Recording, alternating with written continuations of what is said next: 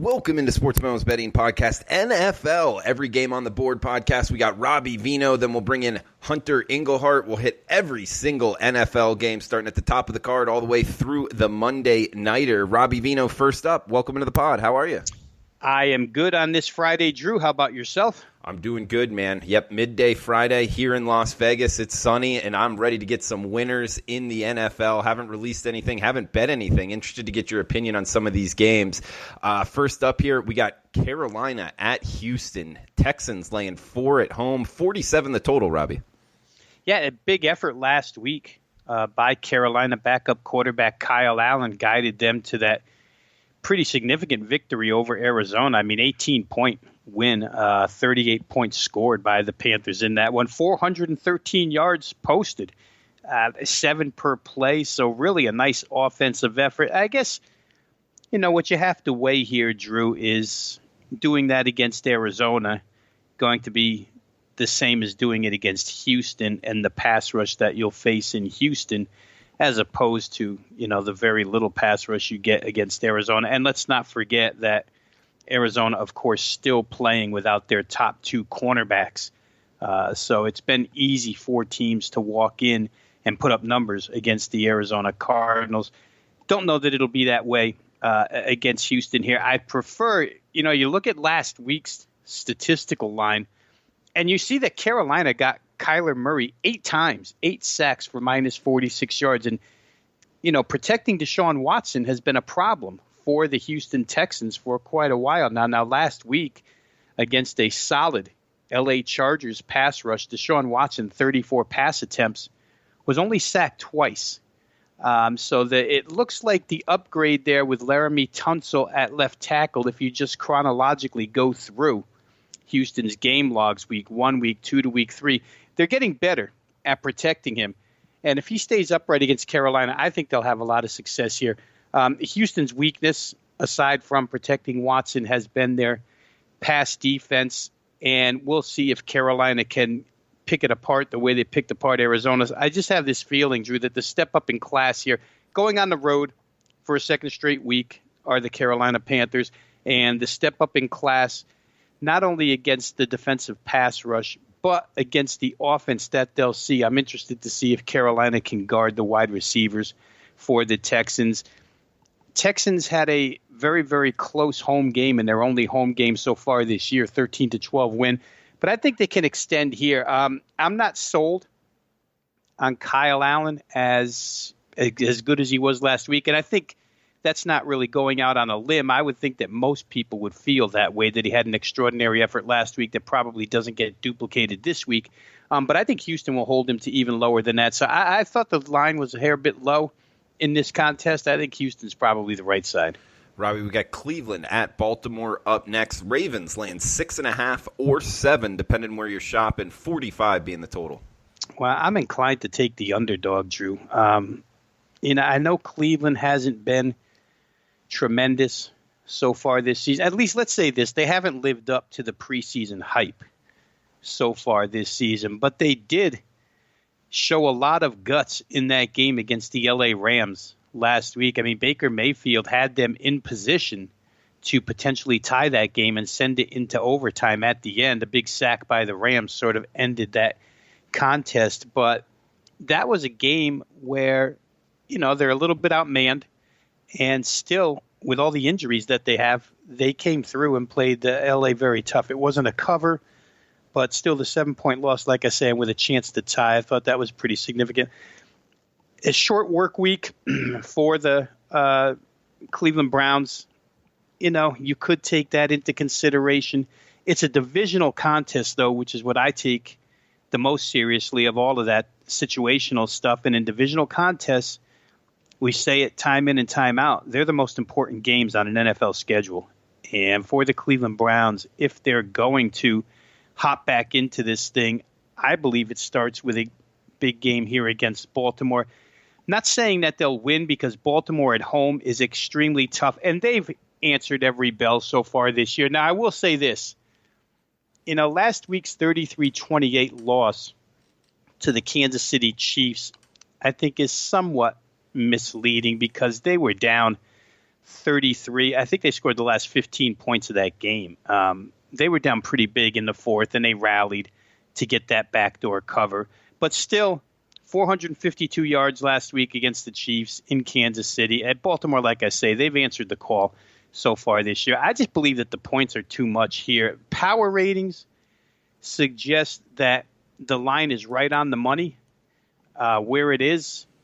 But situationally, fundamentally, I think that Cleveland has a real good chance to slide in under this number.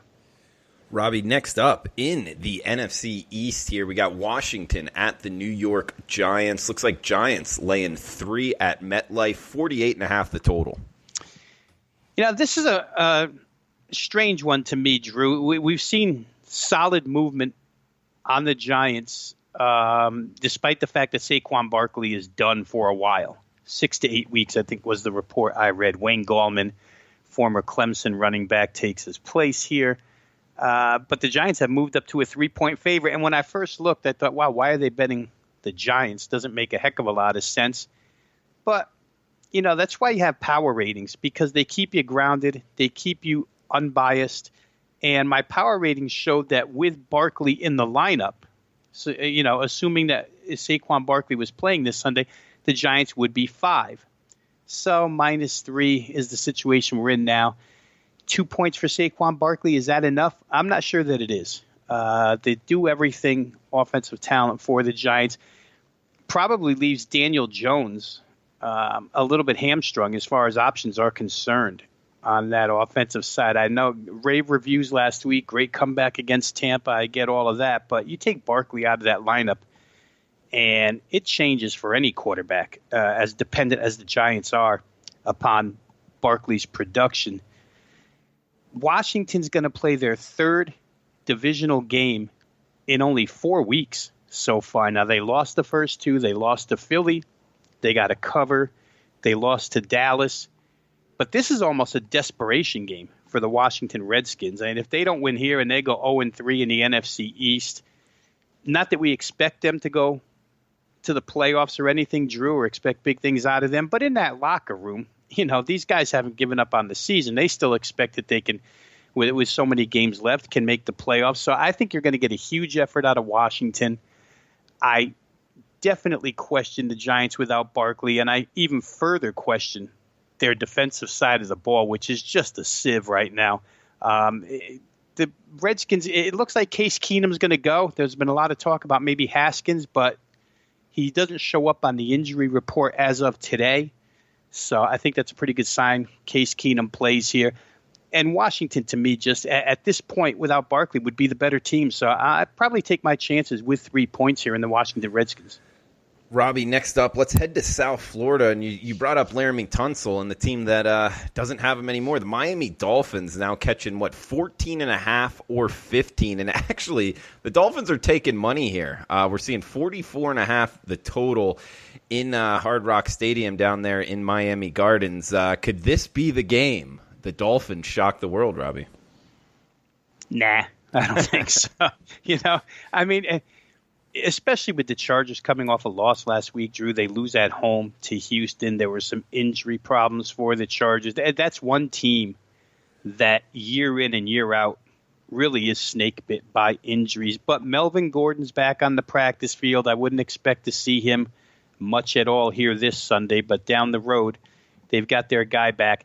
And they have more than enough offense at this point in time to shred the Miami defense. Last week, 31-6, looked like Dallas was winning by 25 and pulling teeth at the same time, if you know what I mean. It wasn't as dominant as a victory over Miami as we saw the first 2 weeks. But when you look at the statistics, it really was pretty dominant. They outgained Miami by almost 200 yards, 193 to be exact. Miami did a little offensively, 4.2 yards per play. They couldn't convert any third downs, 3 of 15 on third down. They allowed Dallas to convert 50%, and they allowed Dallas to run for 7 yards a carry. So nothing really changed in my mind for the Miami Dolphins as far as being the worst team in the league, as far as having their power rating downgraded once again after last week.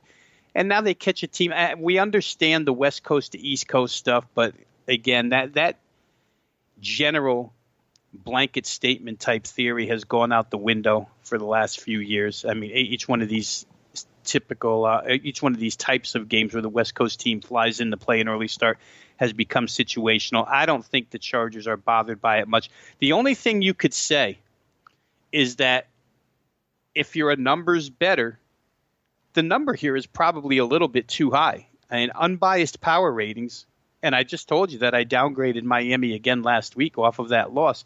Still, the power ratings, Chargers on the road at Miami, show them to only be 12.5.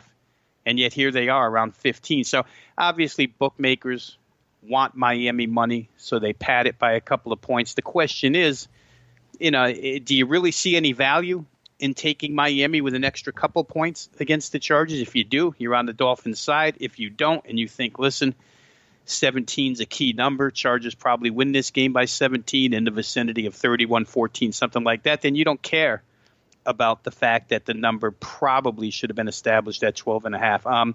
I probably lean towards that side just because Miami's been that bad and I don't see a lot of improvement. There was a great statistic that I saw, Drew, that's had at least – you have to have at least 40 pass attempts of over 20 yards or more. And the quarterback, they listed the top 10 quarterbacks who have thrown uncatchable balls, the most uncatchable balls on passes 20 or more yards downfield. And Josh Rosen leads the league. 40% of his passes of 20 yards or more downfield have been uncatchable.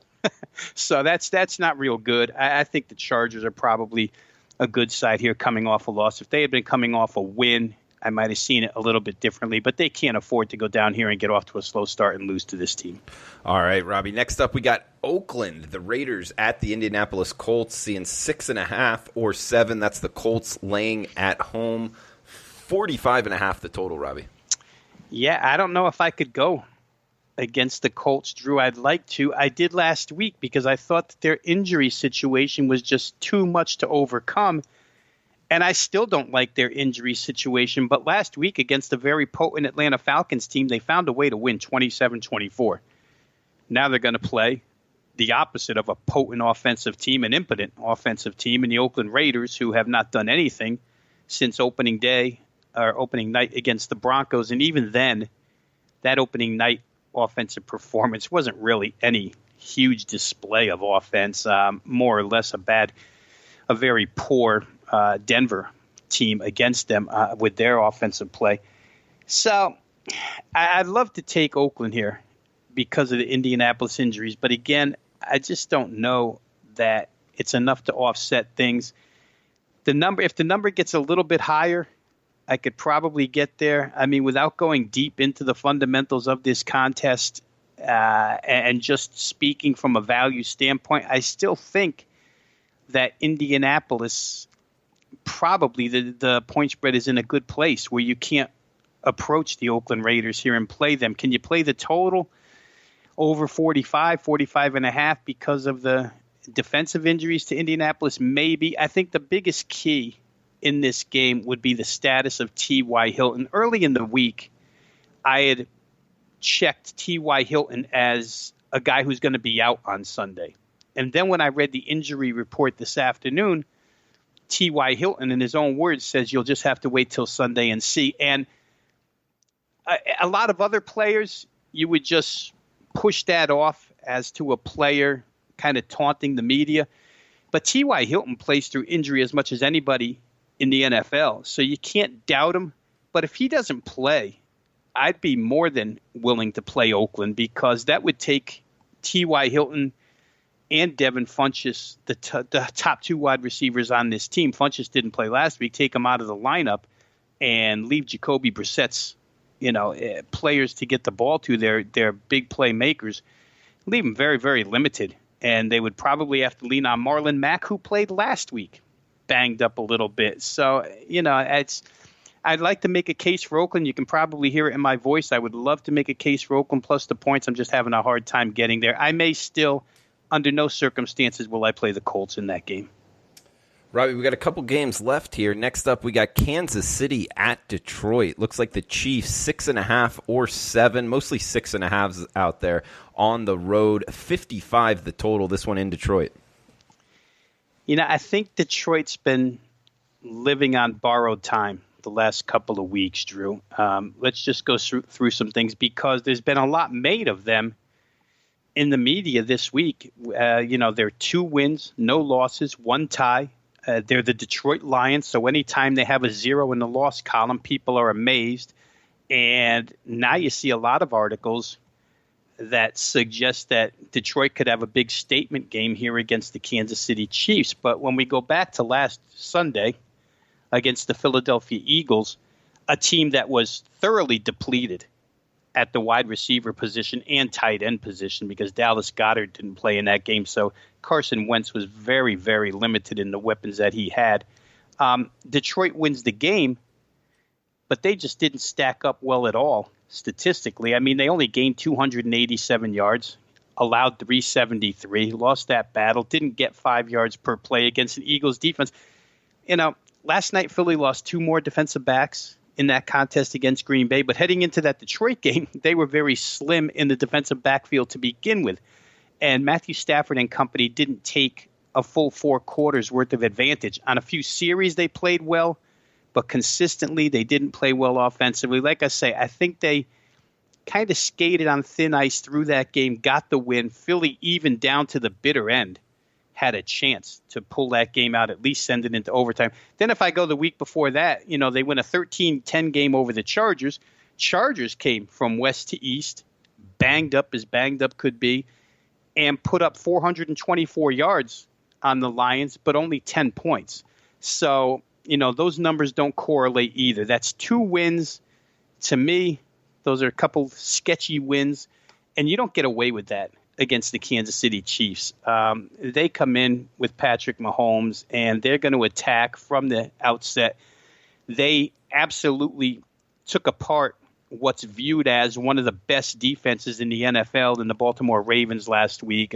Kansas City, like I say, huge lead in the 4th quarter, kind of let off the gas. Baltimore came back, but I don't know that they'll let off the gas here. Kansas City just not fazed by any sight, any situation, at least where the offense is concerned. And the defense, they're giving up some yards, Drew, but as we go back now, we see the Jacksonville game, a bulk of the yards came in the 4th quarter for the Jaguars after they were far behind. The Baltimore game, a bulk of Baltimore yards came in the 4th quarter after they were well behind.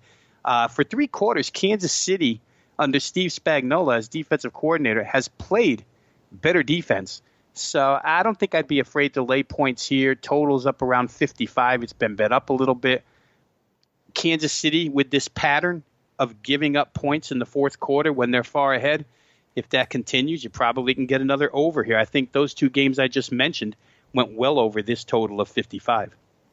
Robbie, great stuff. We got 1 game left. And, guys, check out Rob Vino's handicapper page on sportsmemo.com. He's got a 5% play up there. His 5% have been great. 5% blue chip totals, 12-5 since 2018. That's 70% on the top-rated plays, 5% plays. And over the last 5 years, he's hit 58% on those plays. So Robbie Vino, high volume guy in most sports, in most situations, but the top plays, really singling them out and doing well over the long term and over the short term. So over the last 5 years, hitting 58% on the 5% top rated plays, and over the last year and a half, 70% on the 5% blue chip total. So check it out. He's got his 5% CFB blue chip total of the week up at sportsmemo.com, and you can get that plus more, 1 year more, actually, 1 year all access, give you all of Robbie Vino's plays in every sport for 365 days using the coupon code VINOHALF. Will give you 50% off his 1 year all access package. It's good for 48 hours. Coupon code VINOHALF, VENOHALF. At checkout. VinoHalf at checkout for his 1 year all access package. Robbie, we got one more game here before we turn it over to the back segment here. New England at Buffalo in the AFC East. We got the Patriots laying a touchdown on the road, 42.5 the total. And we're probably going to see what the Buffalo Bills really are this week, Drew, and they have a chance. Or at least they have a little bit of a head start due to New England injuries, especially across the Patriots' offensive line. This is a banged-up offensive line, and the fundamental matchups work well for Buffalo because the defensive front seven has been very good. So can they pressure Tom Brady now that they have a couple of personnel absences from that New England starting offensive line?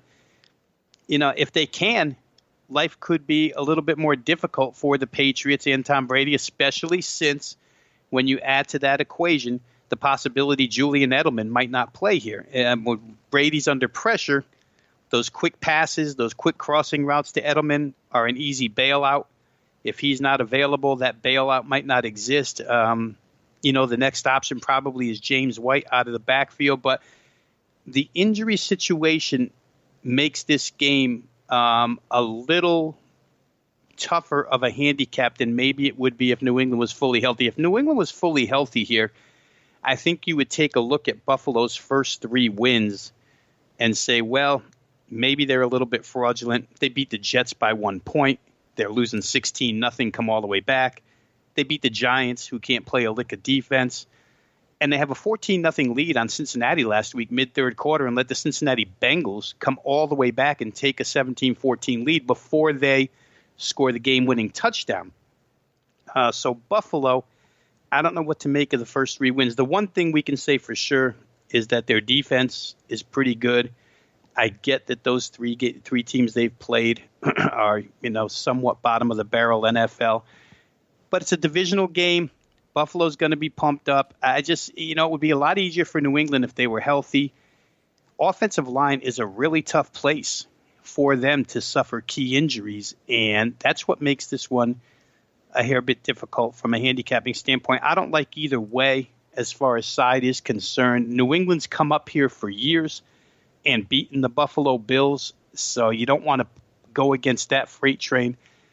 Total-wise, perhaps we could see an under simply because the New England defense has been very, very good this year, and I don't know that Buffalo poses much of an offensive threat against them. So for my money, I think I'd look total here. If I had to play, it would probably be to the under, and we'll know a little bit more about the Buffalo Bills once this game is over. All right, Robbie, great stuff as always, guys. Remember the coupon code VINO half at checkout for his 1 year all access. Those 5%, man, 70% for the last year and a half and 58% over the last 5 years. He's got one up at sportsmemo.com. Check it out. We just had the college football every game on the board podcast fully posted yesterday, and we will have Teddy Covers on Monday doing the NFL opening line report, but we will be right back with Hunter Englehart finishing the back half of the NFL Every Game on the Board podcast. And we're back with the NFL Every Game on the Board podcast with our closer here, closer for the week, closer for this podcast, Hunter Englehart. Hunter, welcome to the pod. How are you? I'm good, Drew. Thanks for having me on. Yeah, man, excited to try to get some winners here for the listeners, and we'll start off with the first game on the back half, 265-266. We got Tennessee at Atlanta. The Falcons laying 3.5 in Mercedes-Benz, 46 the total here. Yeah, I'm leaning towards Atlanta here. I know that they started off slow last week against the Colts, but I really like the way they came out in that second half and pretty much almost won the game last week. I'm liking them over this Titans team. Especially with Atlanta at home. So I like Atlanta -4, and I like the over 45. I think both defenses are playing pretty good against the run, in my opinion. I think this game is going to come down to who can pass the ball better. And I know Matt Ryan hasn't been great, but I'm sure as hell that I would rather have Matt Ryan than Marcus Mariota in this game. So for that reason, I'm on the Falcons -4 at home, and I do like the over in this game.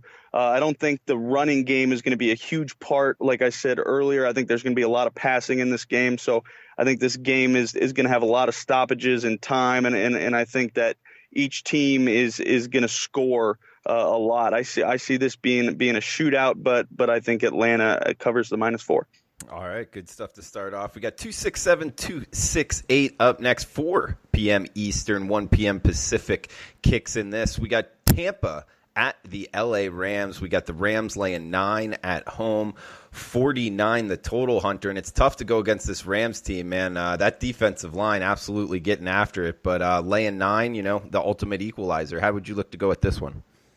Yeah, that's for sure. And I'm looking at the lines here, and they range from, like you said, 9 all the way up to 10. And I think that number is pretty much spot on, in my opinion.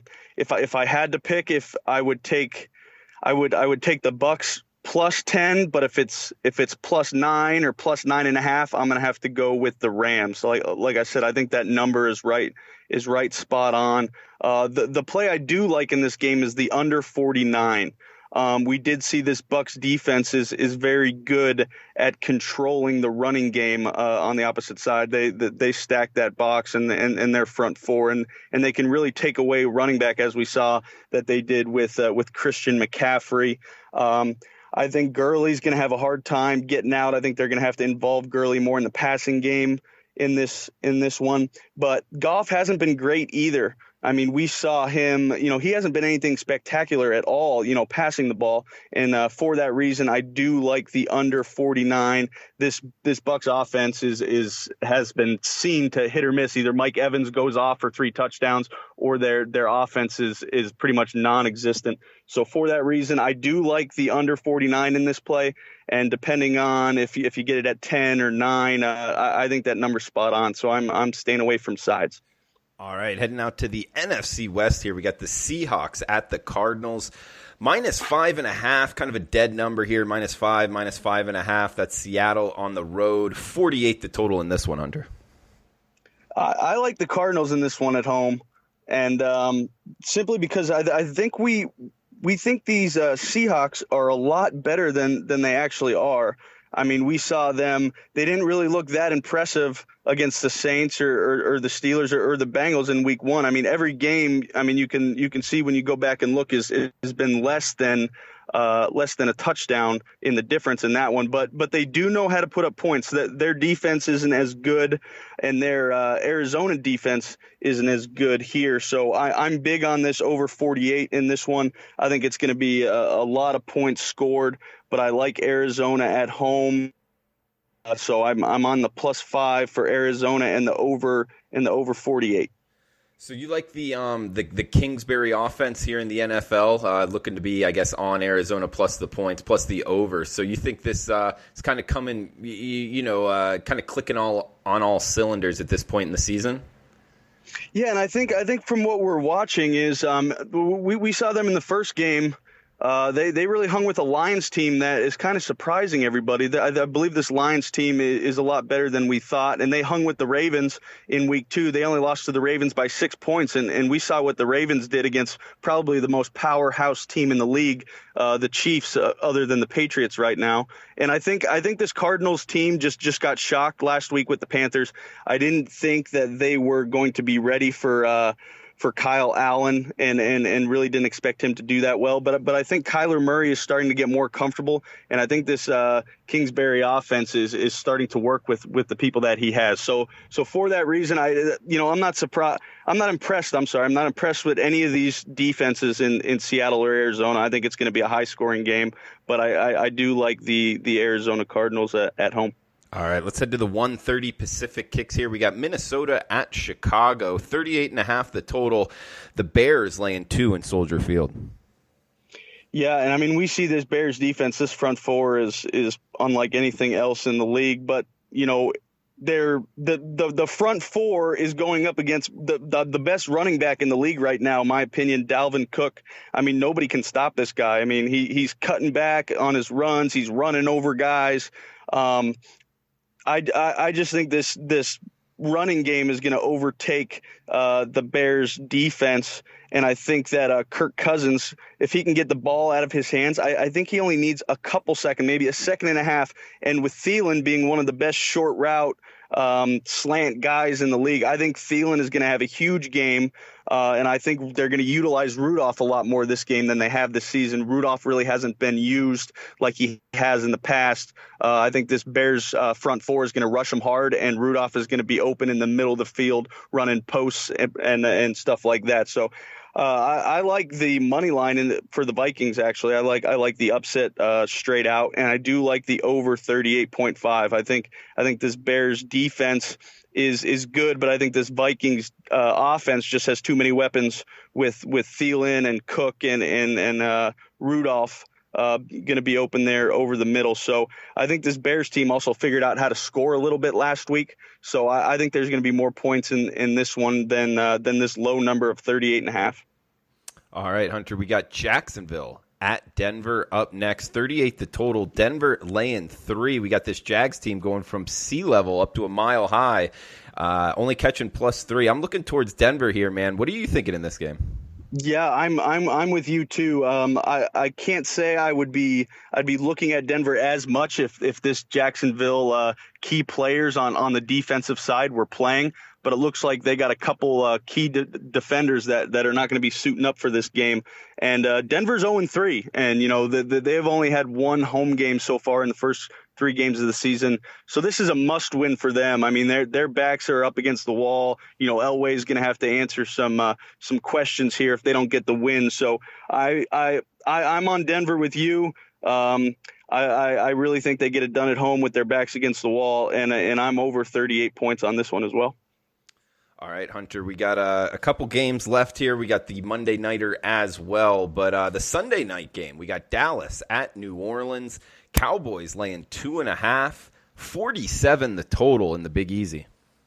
Yeah, this Dallas team is just looking like a complete team every week, and I think I think it's still at 2.5. I'm going to lean towards Dallas on 2.5 strictly because Drew Brees isn't going to be quarterback for the Saints. I mean, we saw what they did with Bridgewater and Tyson Hill, but it really didn't impress me that much. I mean, they need Drew Brees to be able to get the ball to Michael Thomas. I don't think Alvin Kamara, his role in this offense is going to change whether Brees is there or Bridgewater's behind. I mean, he's going to get his touches, but I think this Dallas team is just going to score more points. And I don't think the Saints can keep up. And so I'm leaning towards Dallas minus 2.5. And I like the under 47 in this one. I think this Dallas defense could contain Bridgewater in their attack. All right, we're talking with Hunter Englehart here. We got a Monday nighter left, but guys, if you haven't checked out his page on sportsmemo.com, recommend it, especially if you like betting MLB. Overall this year, up nearly 40% ROI, plus 39.52 return on investment if you've been betting all of his MLB plays for the full season. Also, last 51 totals plays, 61%. That's pretty good there in the MLB. As we're getting closer to the playoffs, we'll have him on and do a playoff podcast here shortly. But also in the NFL, he's 3-0 on his 5% NFL plays so far this season. He's got one up for this weekend, and a special podcast coupon code here, MLB99. That's MLB99 at checkout for Hunter Englehart's full MLB season, which is all the games left there. It's for only $99. We'll throw in a week of service, all access, which will give you his NFL on the house. So if you get his MLB for the discounted price of $99 using the coupon code MLB99 at checkout, we'll throw in the week of service with NFL with that. So, Hunter, last game up here in the MLB, we got Monday nighter in the NFL. Last game we'll hit on here, Cincinnati at Pittsburgh. Looks like the Steelers minus 3.5 at home, 45 the total. Yeah, I'm not only going to take the Bengals plus the points, but I like the Bengals to win this game outright. I think they looked really good against that second half against the Bills, who are a 3-0 team right now, if you can believe it. They could have very easily won that game against the Bills without a couple key mistakes. But this Pittsburgh team is in trouble. And we could see as soon as Big Ben went down, and they've been lost. And even when they did have Big Ben, they played against the Patriots, and they had really nothing to show for it.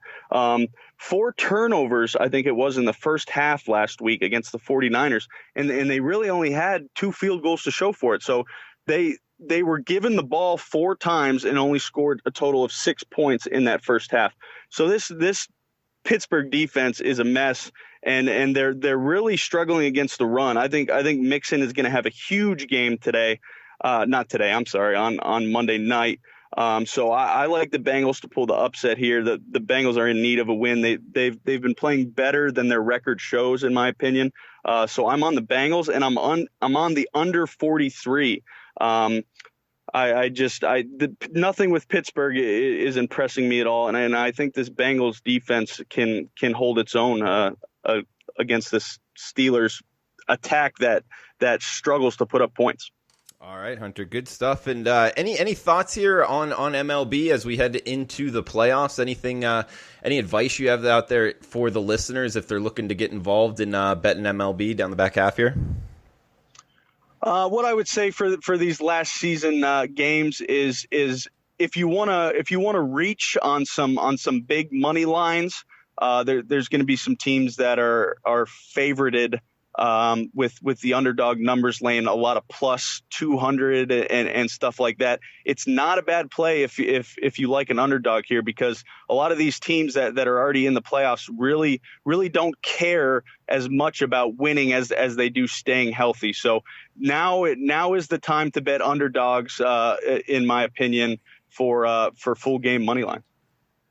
Okay. All right. Good stuff there in MLB. And guys, check out his MLB on sportsmemo.com. Rest of season for just $99 using the coupon code MLB99 at checkout. And when you do, email us. We'll throw in his NFL for the next week, or depending on when you get, we'll throw in the next 2 weeks of NFL on the house with that podcast coupon code MLB99 at checkout for sportsmemo.com. So Hunter, best of luck to you this weekend. Guys, thanks for tuning in. That does it for this week on the podcast, and we'll talk on Monday with Teddy Covers NFL opening line report. Have a fun, safe weekend. Best of luck with your bets.